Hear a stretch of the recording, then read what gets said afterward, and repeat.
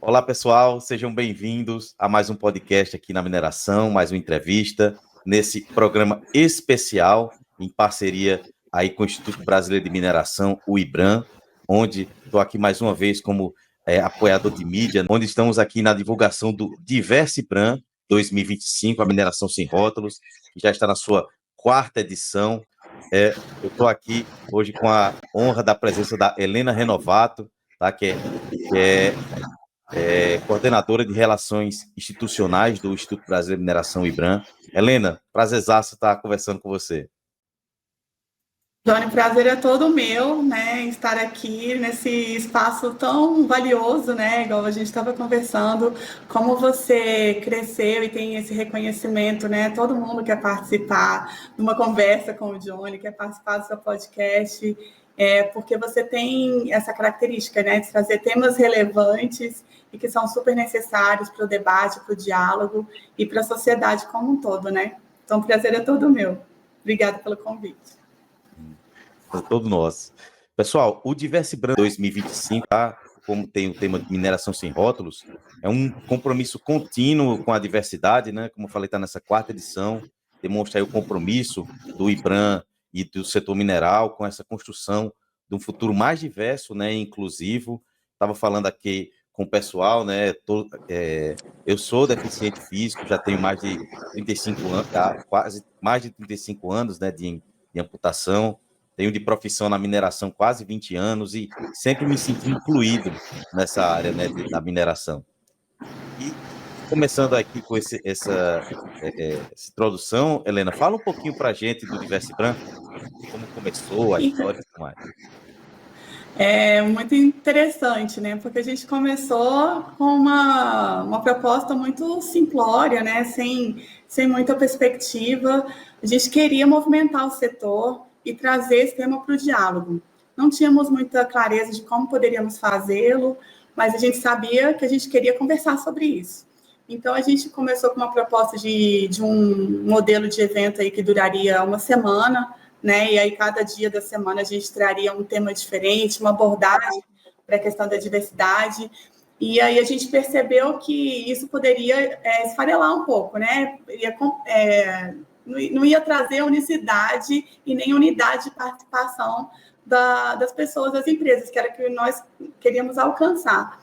Então, nós optamos, após algumas tentativas aí de validação da programação, vamos fazer o seguinte, vamos fazer uma programação de um dia que a gente consegue conciliar, né, para ser o dia da DiversiBRAM, o dia da diversidade, e a gente consegue trazer o nosso público concentrado.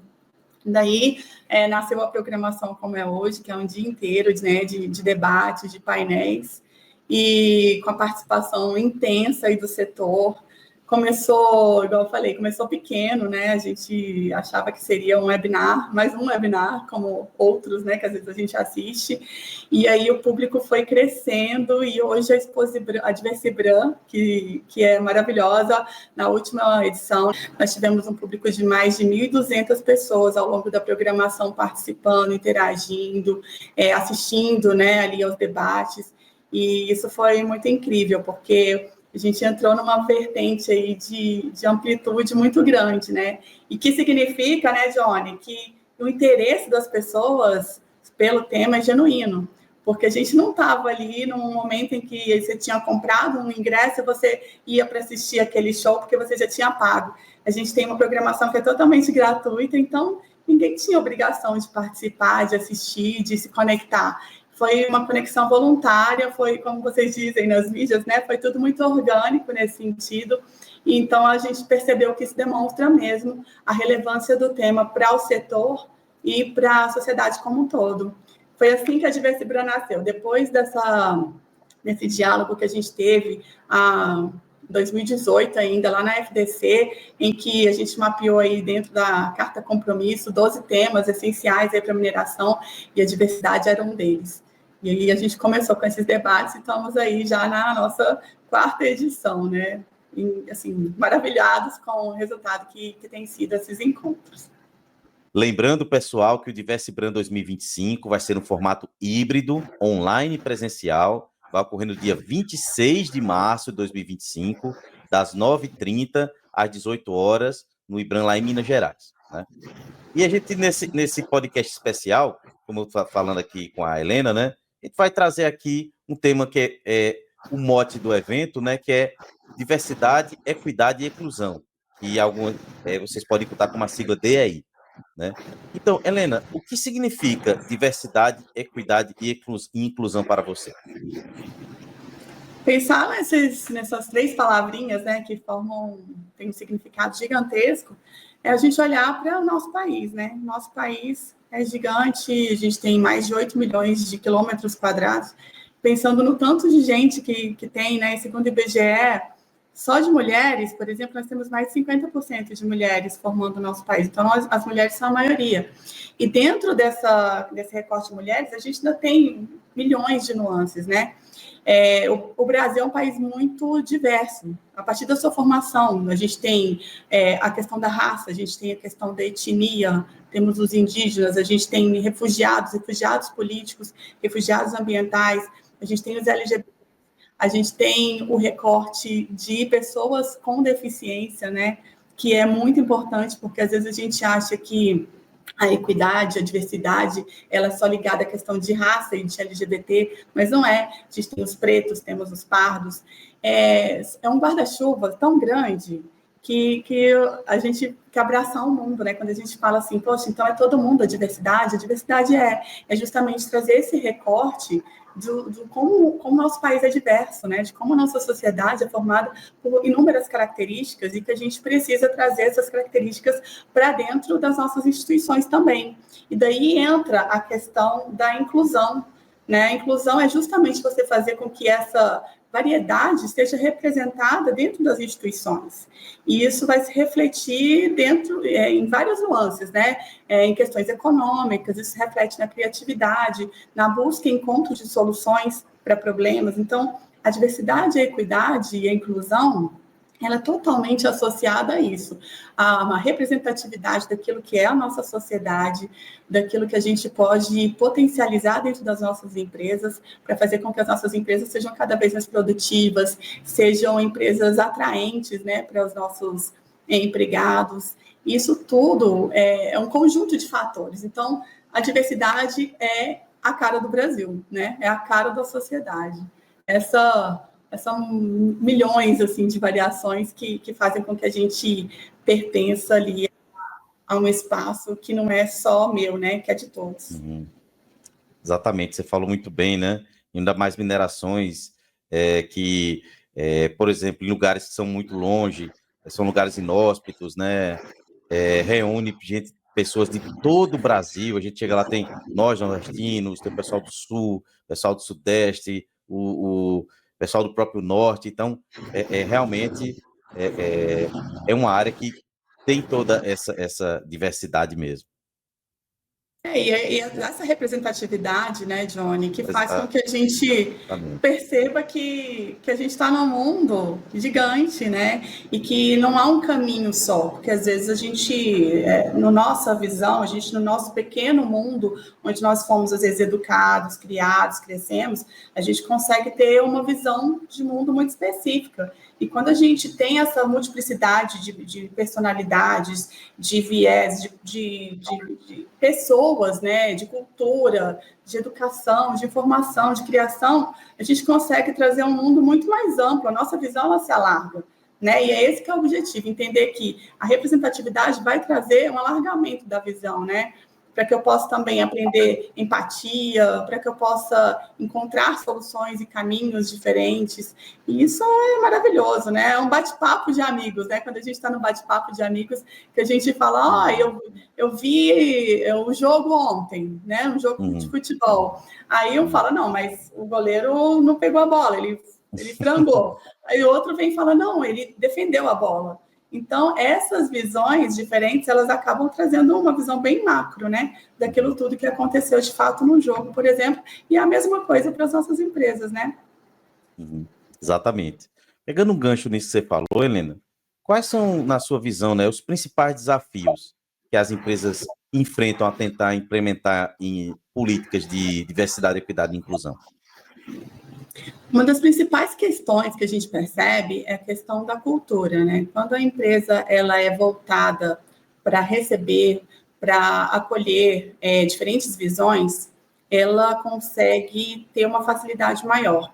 E para isso eu preciso ter educação. Então a empresa ela tem que ter uma cultura de educar as pessoas para enxergar pontos de vista diferentes, né? E aí esses pontos de vista diferentes é para se colocar em diferentes lugares. E uma outra dificuldade é a questão da retenção de talentos, né? Porque para eu reter um talento, às vezes eu até encontro, eu abro oportunidades, eu abro portas para pessoas diferentes entrarem na minha instituição. Mas e essas pessoas, elas vão querer permanecer, elas vão continuar ali, elas vão se sentir inseridas naquele contexto e vão perceber que elas de fato pertencem àquele contexto ou não. Elas entraram, mas aí elas não se sentem confortáveis e elas resolvem buscar outra empresa ou outro setor, que é o que às vezes acontece, né? Então, o desafio, ele se encontra não só na questão da atração de talentos, né, que isso eu posso abrir uma vaga que tenha muitas características interessantes, né, para o mercado, para o profissional, mas o profissional, ele pode entrar ali e falar, olha, seu pacote de benefícios, ele é maravilhoso, mas tem uma coisa que falta, eu não me sinto pertencente a esse lugar.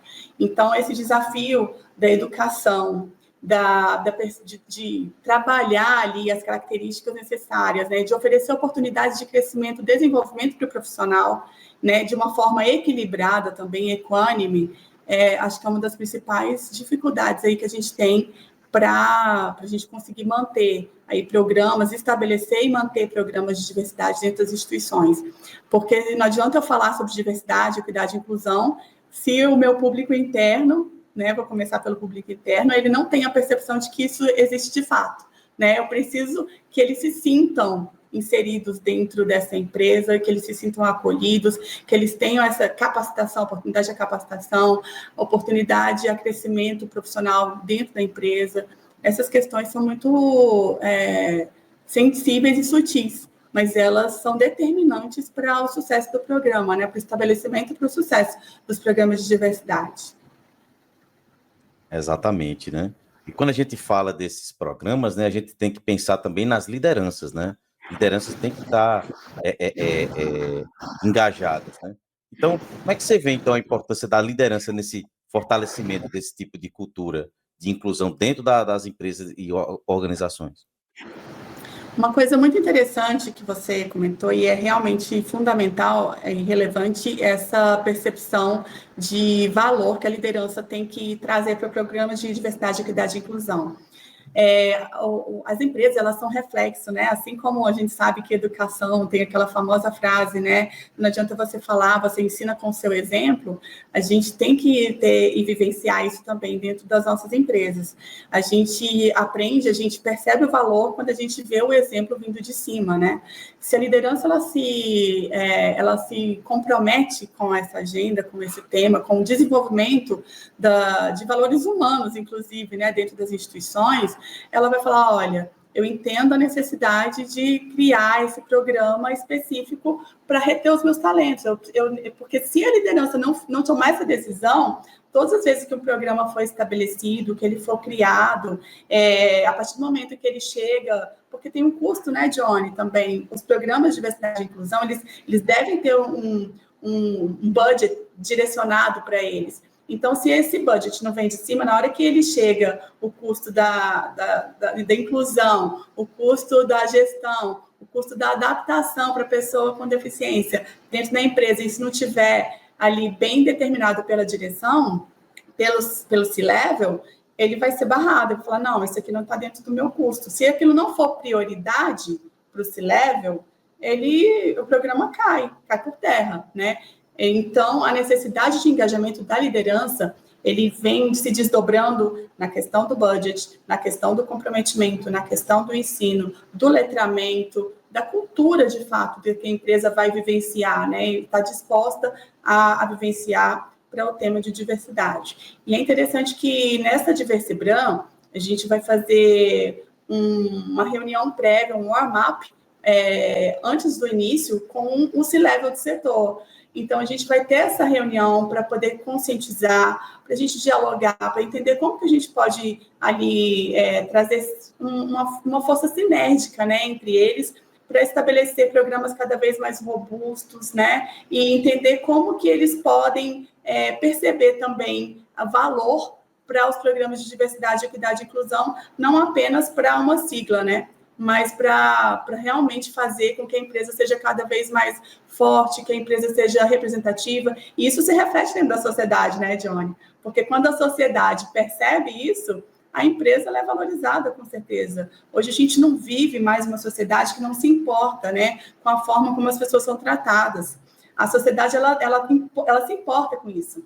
E ela cobra, e ela pressiona nesse sentido, né? As empresas, os governos, para se atentarem a essas questões. Então, quando a gente tem esse engajamento do C-Level, esse resultado, ele alcança números cada vez maiores, né? E resultados estrondosos, inimagináveis. Esse engajamento, ele é fundamental. Foi muito bom você ter tocado nesse ponto. Quando a gente fala, Helena, de entrar do acesso, né, à empresa, a gente pensa logo na parte de recrutamento, né? E como é que as empresas, na sua visão, podem garantir que essas práticas de recrutamento sejam realmente inclusivas? A questão dos viés inconscientes, né, são pontos que acabam permeando o recrutamento no modo tradicional, como ele vem sendo feito aí ao longo de décadas, né? Então, quando a gente vai falar que a gente quer trabalhar de forma equilibrada, equânime e sem esses vieses, tem um exemplo muito interessante de uma empresa do setor, que eu acho que vale muito comentar, que é a questão, por exemplo, do recrutamento às cegas. O currículo, ele é avaliado de acordo com as competências. A gente não sabe se é um homem, se é uma mulher, se é um trans, se é uma pessoa 40 a mais. Não tem, essas informações, elas não são disponibilizadas no currículo. Então, na hora que o recrutador ele vai fazer aquela seleção, ele está avaliando ali pura e simplesmente as questões técnicas e as habilidades da pessoa, os soft skills da pessoa. E uma outra questão que eu acho que é muito interessante, que tem ganhado muita força aí nos últimos anos, é a questão do uso da inteligência artificial para recrutamento também. Porque a partir do momento que você se desfaz daquela percepção que você tem, né, de olhar para a pessoa e falar, que a gente brinca, né, eu fico com a cara, eu me senti melhor, eu me dei melhor com o Johnny do que com o Felipe, entendeu? Essa percepção, ela é excluída quando a gente tem uma inteligência artificial trabalhando, né, para auxiliar o processo. Eu não digo para fazer todo o processo, mas para auxiliar aquele processo inicial. Então, se a gente conseguir vencer, e também aí entra de novo a questão do treinamento também, né? A gente treinar os nossos recrutadores para que eles estejam cada vez mais esvaziados desse tipo de viés, né? De homem, mulher, de preto, branco, de alto, baixo, de velho, novo, de homem cis, de mulher cis, entendeu? Essas questões todas, elas esvaziadas, elas conseguem trazer o profissional de uma forma que realmente alcance aquilo que é a proposta do projeto de diversidade, equidade e inclusão, que é trazer pessoas pela sua capacidade, pela sua habilidade, mas, ao mesmo tempo, à medida que as pessoas entram nas instituições, aí elas são avaliadas e são acolhidas, direcionadas de acordo com as suas características, né?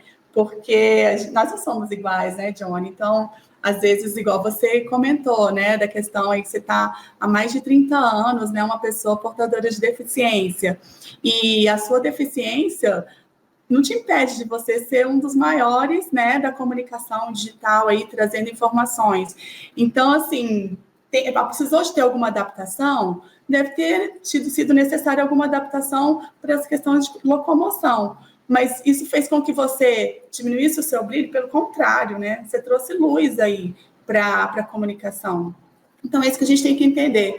Cada um ali, cada recrutador recebendo informações, treinamento, para poder se esvaziar desses vieses, a fim de que eles possam alcançar o máximo possível da disponibilidade ali, de perceber o valor da mão de obra cada vez mais diversa, né, e não direcionada para um estereótipo ou outro. Realmente, você falou bem, né? E quando a gente fala também nesses programas, uma coisa que eu sempre falo muito nas empresas, quando eu falo alguma palestra, eu digo, ó, criamos o programa, demos o acesso, a acessibilidade, que é importante, né? Como você falou, adaptação quando necessário, mas como se mede um programa desse, né? De diversidade e inclusão na empresa, na sua visão? A primeira coisa que a gente tem que fazer é aquilo básico que a gente adora, né? Tirar uma foto. E se você tira uma foto, e eu digo uma foto mesmo. Você olha para uma foto, tira uma foto de uma empresa, você rapidamente consegue perceber se aquela empresa tem algum tipo de diversidade, equidade e inclusão. Algumas vezes a gente chega a alguns eventos e a gente olha nos palcos e a gente simplesmente olha, e a gente consegue perceber que às vezes não tem muita diversidade ali, né? Agora, vamos para uma etapa um pouco mais profunda, né? Vamos metrificar. E como que a gente vai saber? A gente vai ter que fazer uma fotografia, e agora no sentido, né, não literal, daquele momento da empresa, ou do setor, no nosso caso, né? Em 2021, a gente fez um censo, tá? Que era para justamente avaliar como é que estava essa questão e outras, né? Inclusive o IBRAM circulou esse censo, e na questão da diversidade, equidade e inclusão, a gente tinha percebido que nós estávamos em 2021 com um patamar de 17% de mulheres presentes na organização. E isso num passado recente, né? Então, quer dizer, foi quando a gente começou a medir esses dados, né, de mulheres, por exemplo, que era um recorte proposto pelo nosso GT. O outro recorte de PCDs presentes nas organizações, no mesmo período, a gente percebeu que nós tínhamos apenas 4% de PCDs. Mas, indo um pouquinho mais além, a gente também queria avaliar a questão de posições de liderança. E em posições de liderança, mulheres, a gente tinha 22% apenas em 2021, enquanto PCDs em posição de liderança, nós tínhamos 1%. Então, quer dizer, se a gente quer saber como que a gente está evoluindo, a gente tem que tirar essas fotos recorrentemente, seja anualmente, seja a cada 2 anos, mas é importante que a gente tenha essa metrificação para entender se a gente está evoluindo, se nós estamos crescendo, se os nossos programas estão sendo eficientes, eficazes, ou se, na verdade, a gente precisa planejar uma nova rota, né, e mudar a direção. Então, a necessidade da gente medir, seja por meio de censo, seja por meio de questionários, seja por meio de uma simples fotografia, que, muito embora pareça simples, ela é muito simbólica, a gente precisa ter esse tipo de registro. E a partir daí a gente consegue ver se a gente está acertando, se a gente está errando muito o alvo e como que a gente faz para poder recalcular a rota e voltar ali para o caminho que a gente tem proposto, né? Realmente, né? E você citou já uns números aí também do Human Mind, né? Mas como é que você vê, assim, os avanços no mercado brasileiro, né? Tocante de mineração, nessa de diversidade, equidade e inclusão. E o que ainda falta, na sua visão? A gente tem percebido que as empresas elas têm buscado maior engajamento na agenda, né? Seja porque elas estão mais conscientes, né, do papel delas enquanto parte de uma sociedade, porque a percepção de que o que ela está promovendo ali dentro da empresa se reflete na sociedade está ficando cada vez mais forte. né? Porque quando eu tenho uma operação, Johnny, num determinado município, no estado, aquela mineração ela é cobrada pelo município, né? Ela é cobrada de várias formas. Então, a empregabilidade é uma das primeiras coisas, né? A gente até tem orgulho de falar dos nossos dados do setor, quando a gente vai conversar com parlamentares, né? Ou quando a gente vai falar de alguma política pública, a gente fala a mineração é transformadora, a mineração gera emprego, ela gera renda. Então, como que a gente está gerando esses empregos, né? Isso é uma das primeiras coisas que acaba refletindo dentro da comunidade do município. E entender esse papel é fundamental para ver como que as empresas estão reagindo. A gente ainda tem o desafio muito grande para perceber uma mudança de fato na composição, né, das empresas, e principalmente ali nos cargos de liderança, né? Porque às vezes a gente começa a perceber uma mudança mais discreta nos trabalhos ali mais de base, mas a gente ainda percebe que há uma certa dificuldade de a gente conseguir alcançar essa transformação nos cargos mais altos. E como é que a gente poderia resolver esse problema? Acho que uma das primeiras coisas que a gente tem que pensar eu preciso preparar os profissionais. E aí a gente volta um pouquinho naquele início que a gente estava conversando, né? Se eu atrair o profissional para a minha empresa, mas eu não consigo reter esse profissional aqui comigo, tem algum problema. Por que eu não consegui reter? Talvez o profissional é isso, ele não teve a oportunidade de crescimento. E por que ele não teve? Aí algumas pessoas podem falar, eu não posso trabalhar sem a meritocracia, né? Que eu acho que é uma palavra aí meio que do momento, todo mundo quer falar de meritocracia, mas a meritocracia, ela tem que vir acompanhada também de uma oportunidade da pessoa se preparar para que ela possa alcançar cargos mais altos. Oportunidade da pessoa se preparar para ela falar assim, olha, eu tive a chance de trabalhar ali com o Johnny, e eu permaneci porque ele investiu em mim. Ele investiu em preparação, em educação, ele investiu em um ambiente acolhedor, ele investiu, por exemplo, se eu tenho um TDAH, eu tenho TEA, né, que é o transtorno do espectro autista, que são aquelas incapacitâncias invisíveis, né? Aí, o que acontece? Eu preciso trabalhar com fone, com abafador, para eu conseguir me concentrar. Mas o Johnny providenciou isso para mim. Eu adorei, eu gostei. O Johnny pensou na minha limitação. E isso não me fez eu ficar fora do mercado, pelo contrário, me fez com que eu permanecesse e eu pudesse continuar produzindo, né?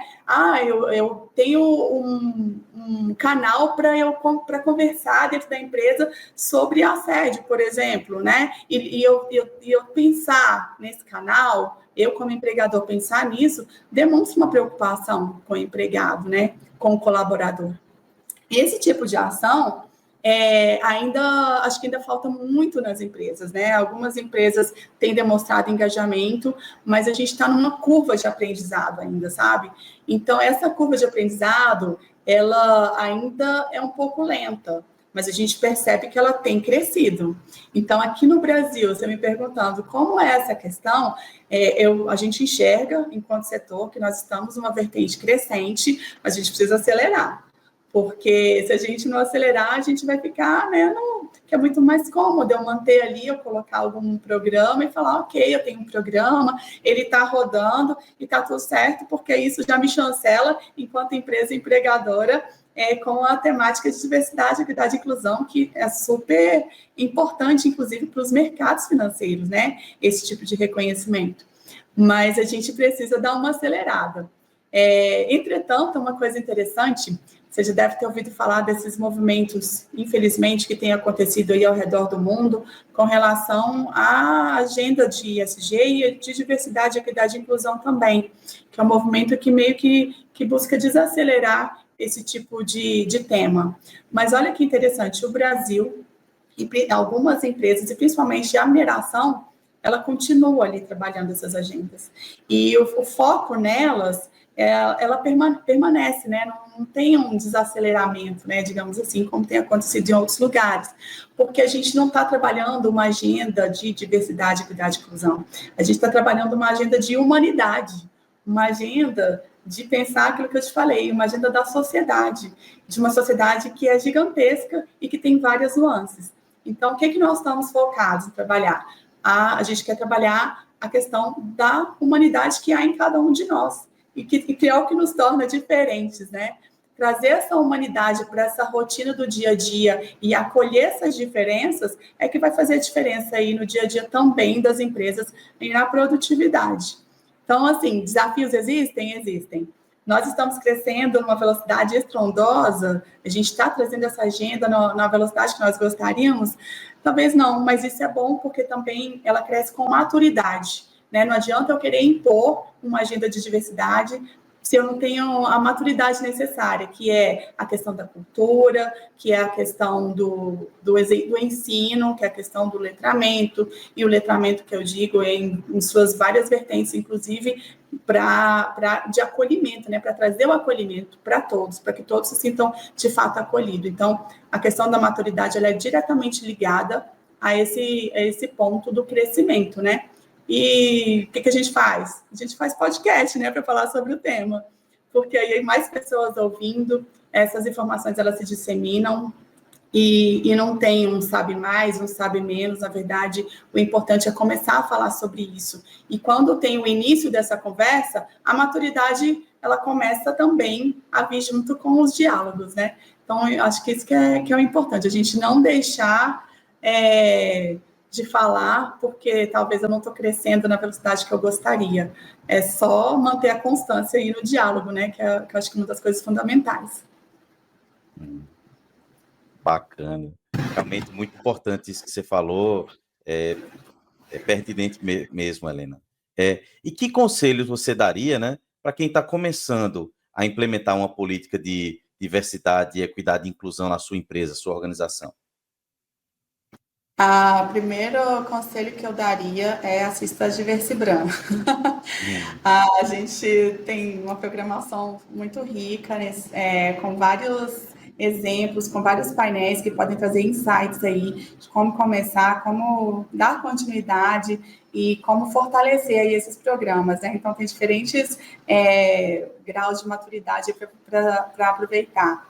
Um outro ponto importante também, Johnny, é que a gente tem, enquanto GT aqui do IBRAM, um guia de boas práticas que a gente deve lançar agora em março também, já vai ser a segunda edição do Guia de Boas Práticas, em que a gente também tem diferentes empresas em diferentes graus de maturidade no tema de diversidade, para inspirar outras empresas, desde as pequenas, as médias, e como fortalecer aí um benchmarking para as grandes empresas também, e que vale muito a pena conferir. Já tem uma edição que está lá no nosso site, e é muito bacana.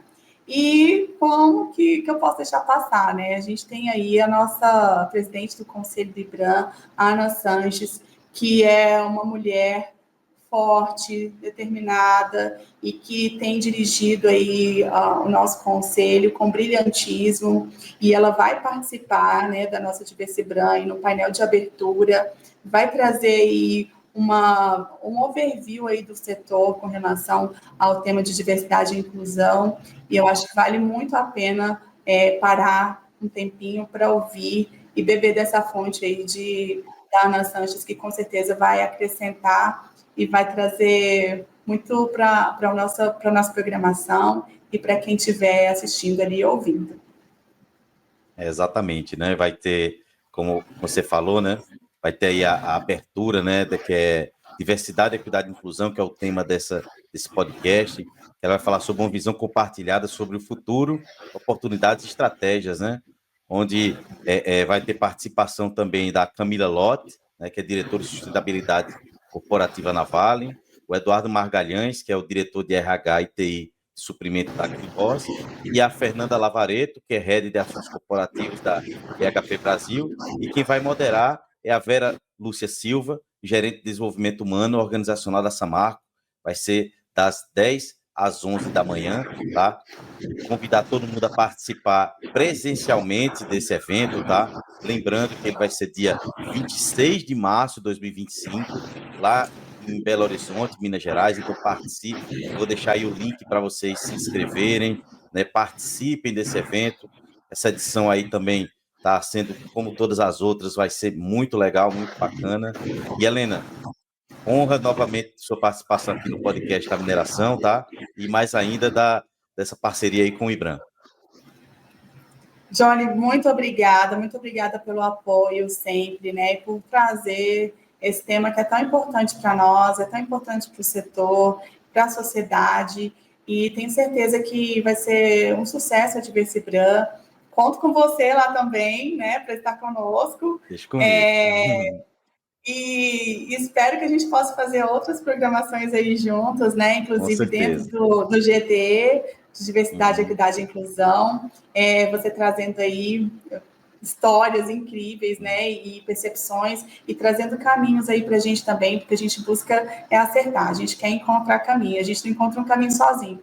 A gente precisa de outros, né? Para nos ajudarem, e a sua vivência, com certeza, vai fazer diferença. Espero você na Diversibran. Estarei lá. Novamente, pessoal, muito obrigado pela participação aí desse podcast especial em oferecimento ao Diversibran 2005, a mineração sem rótulos, organização do Instituto Brasileiro de Mineração, o IBRAM. Novamente, será no dia 26 de março de 2025, no formato híbrido, tá? Então, não deixe de se inscrever. Helena, novamente, muito obrigado ao IBRAM. E lembre-se, mineração pode não ser o futuro, mas não existe futuro sem mineração, e até a próxima. O podcast da mineração é patrocinado pela consultoria Ígnea Geologia e Meio Ambiente, empresa especializada em mineração, geologia, pesquisa mineral, planejamento administrativo de processos minerários e consultoria ambiental. Revo Geoscience, serviços de consultoria avançada em geociências, oferecendo suporte em todas as fases de exploração e nos desafios de mineração, engenharia e meio ambiente. Mentoria Viver do Direito Minerário com Roberta Azevedo. O direcionamento para quem tem ou quer criar uma consultoria mineral de sucesso, com mais clientes, mais fechamento de propostas e mais faturamento.